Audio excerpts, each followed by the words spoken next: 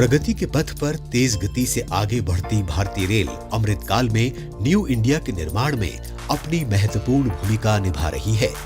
भारतीय रेल की इंफ्रास्ट्रक्चर योजनाओं और यात्री सुविधाओं से जुड़े कदमों की सफलता के लिए हर साल बजट के माध्यम से एक मजबूत आधार तैयार किया जाता है। बजट में आवंटित धनराशि से जहां नई योजनाओं को शुरू करने में मदद मिलती है, वहीं पहले से जारी योजनाओं के निर्माण को गति प्रदान की जाती है।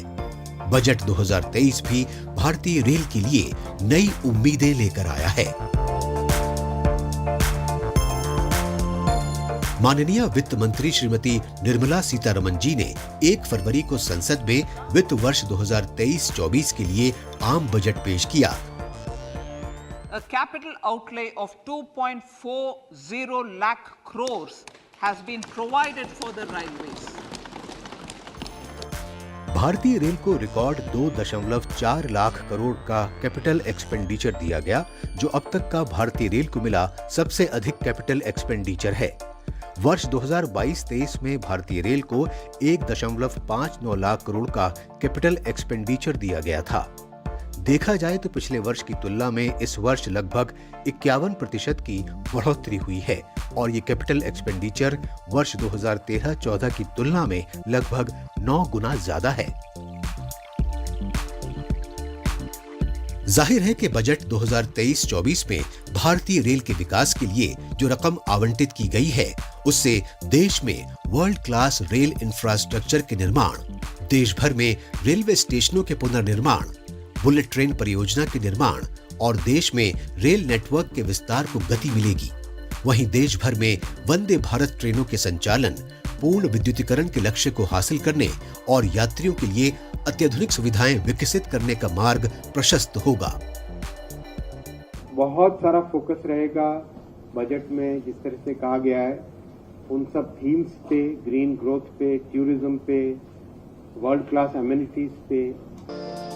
इस साल के बजट पर चर्चा के दौरान माननीय रेल मंत्री श्री अश्विनी वैष्णव ने बताया कि देश भर में अमृत भारत स्टेशन योजना के अंतर्गत 1275 रेलवे स्टेशनों के रीडेवलपमेंट का कार्य किया जा रहा है और इस वर्ष इसे तेज गति से आगे बढ़ाया जाएगा। इतना ही नहीं, देश के कोने कोने को वंदे भारत ट्रेन से जोड़ने के प्रधानमंत्री श्री नरेंद्र मोदी जी के विजन को पूरा करने के लिए अब ICF चेन्नई के अलावा हरियाणा के सोनीपत, महाराष्ट्र के लातूर और उत्तर प्रदेश के रायबरेली में भी वंदे भारत ट्रेन का प्रोडक्शन चालू किया जाएगा। इस वर्ष दिसंबर तक हाइड्रोजन ट्रेन बनकर तैयार हो जाएगी, जिसे ग्रीन ग्रोथ पहल के अंतर्गत सबसे पहले देश के हेरिटेज सर्किट पर चलाया जाएगा। बिजली का उत्पादन भी हरित तरीके से हो, इसके लिए अल्ट्रा मेगा सोलर प्लांट्स स्थापित किए जाएंगे। भारत गौरव ट्रेन्स रेलवे के जरिए टूरिज्म को बढ़ावा देने में मील का पत्थर साबित हुई हैं। इसे आगे बढ़ाते हुए इस वर्ष रामायण सर्किट, जगन्नाथ सर्किट की तर्ज पर 5-6 नए सर्किट और जोड़े जाएंगे, ताकि देशवासियों को देश की धार्मिक विरासत के दर्शन हो सकें। 2.40 लाख करोड़ का बजट पारित किया है।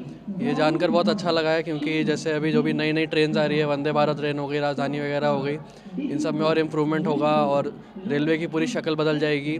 जो नेशनल स्तर पर अभी जो रेलवे को सब इतना प्यार करते हैं और ज़्यादा जनता को अच्छा लगेगा।